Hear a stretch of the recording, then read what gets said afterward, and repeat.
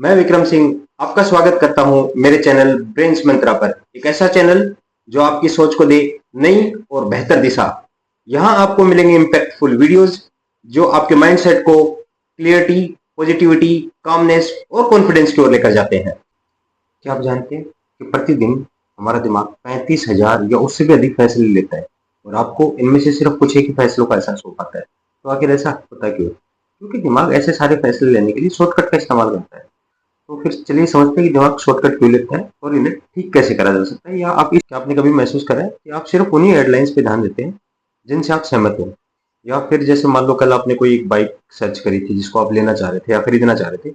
फिर पता चला कि जब आप सड़क पे निकले तो उसी मॉडल की और उसी कलर की जो आप ढूंढ रहे थे ना, वो सड़क पर बहुत सारी बाइक्स आपको एक साथ नजर आने लगती है। तो क्या वो बाइक्स वहां सड़क पे पहले नहीं थी? जी थी, बिल्कुल थी, हमेशा से थी। पर अब आपका जो सबकॉन्शियस माइंड है उसमें एक इन्फॉर्मेशन रजिस्टर हुई, वो थी उस पर्टिकुलर मॉडल और उस कलर को लेके और उस पर्टिकुलर बाइक को लेके।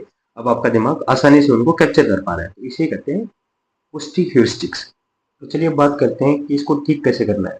ये आपके सबकॉन्शियस माइंड के पैटर्न्स हैं जो आप एक दिन या 5 दिन या सप्ताह में ठीक नहीं कर सकते। तो इसके लिए आपको थोड़ी प्रैक्टिस करनी पड़ेगी, एक आदत बनानी पड़ेगी, और वो आदत ये है कि रोजाना सुबह 5 मिनट आप बैठिए और जो आपका थॉट प्रोसेस है उसके अलावा कोई वैकल्पिक दृष्टिकोण जो है ना, उसको सोचिए या उस पर विचार कीजिए। फिर धीरे धीरे आपका नया पैटर्न जो है वो सबकॉन्शियस माइंड में एक नई वायरिंग बनने लगेगी। उस नई वायरिंग से जब आपका दिमाग फैसले लेगा तो अब वो आपके सिर्फ एक लिमिटेड एरिया में फैसले नहीं लेगा। तो आपका जो दृष्टिकोण है वो व्यापक बन जाएगा। तो व्यापक दृष्टिकोण के साथ जब आप फैसले लेंगे तो भले ही वो आपका सबकॉन्शियस माइंड फैसले ले रहा हो, लेकिन अब वो संकीर्णता के साथ फैसले नहीं ले रहा। अब आपकी सोच जो है वो खुली हुई है। तो इस तरीके से आप जो पुष्टि ह्यूरिस्टिक्स है या पुष्टि पक्षपात जिसे कहते हैं, उससे बाहर निकल पाएंगे।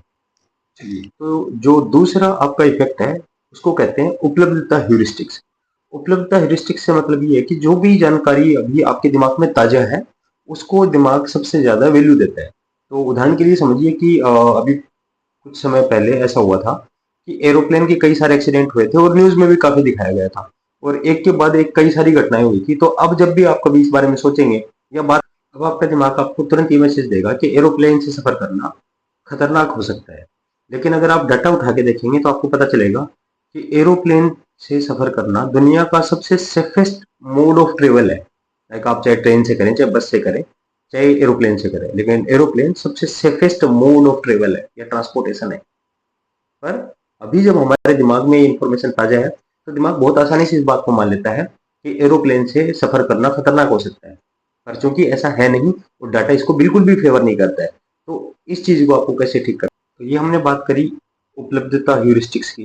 तो इस तरीके के फैसले जब भी आपको लेने हो या आपके दिमाग को अगर आपको अपडेट करना है तो फिर आप डाटा को देखते रहिए। जब भी आपको कोई ऐसा फैसला लेना हो तो आप डाटा के ऊपर जाइए। अगर डाटा जो कहता है वो एक करेक्ट इन्फॉर्मेशन है, आपकी जो सबकॉन्शियस माइंड ने प्रोवाइड करवाई है, वो सिर्फ ताजा इन्फॉर्मेशन होने के आधार पे करवाई है, इसलिए नहीं क्योंकि वो करेक्ट है। तो अब अगर आप डाटा को ट्रैक करते रहेंगे तो जब भी आपका सबकॉन्शियस माइंड इस तरीके के फैसले लेगा तो वो डाटा बेस्ड होंगे, ना कि इमोशन बेस्ड होंगे। आपका जो पहला अंक होगा, यानी कि जो पहला नंबर होगा, वो आपके अगले हर फैसले को अफेक्ट करता है। तो इसे कहते हैं एंकरिंग ह्यूरिस्टिक्स। अभी एंकरिंग ह्यूरिस्टिक्स क्या हुआ, चलिए इसे समझते हैं। मान लीजिए कि आप एक शॉप पर गए शॉपिंग करने के लिए, वहां पे आपने एक पैंट देखी जिसके ऊपर एक टैग लगा हुआ था जिसकी कीमत थी 2,500 रुपए। अब जो आपका सेल्स पर्सन है वो आपसे कहता है कि सर इसके ऊपर 30% का डिस्काउंट है। अब जो आपका दिमाग है उस 30% डिस्काउंट के ऊपर नई कैलकुलेशन करेगा और उस कैलकुलेशन को सबसे बढ़िया मान लेगा।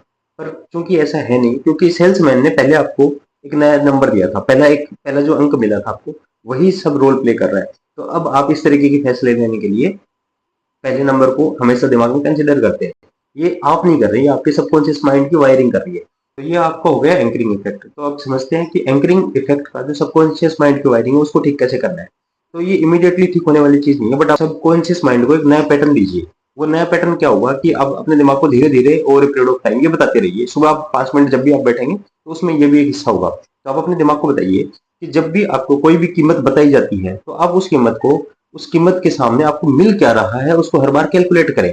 अगर वो वर्थ इट है तो फिर आपने सही डिसीजन लिया था, और अगर वो वर्थ इट नहीं है, वो कीमत 2,500 रुपए बता के भले आपको 1,200 रुपए में बेच रहा हो, अगर उस पैंट की क्वालिटी उचित नहीं थी तो फिर आपका फैसला जो था वो इनकरेक्ट था।